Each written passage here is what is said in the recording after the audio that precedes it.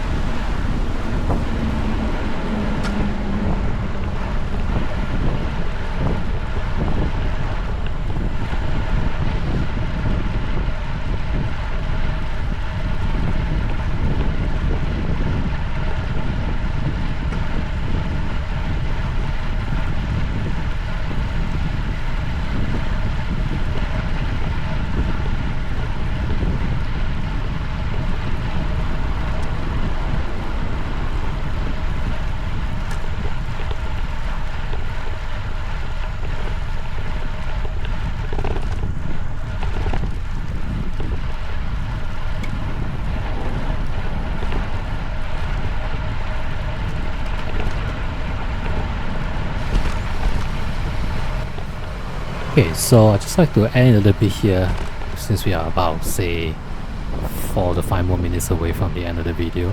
Yep. This particular segment here, after we pass the depot on the left, this is actually a very good segment to test your VO2 max if you guys are into that sort of stuff. Because, you know, if you have a good slow start based on this traffic light you're seeing right now, it's simply a very good way to utilize the little bit of momentum here, but goes towards a very long incline up here onwards. So I mean, there's many different way of doing it. It's all about your perceived exertion, yeah, your RPE.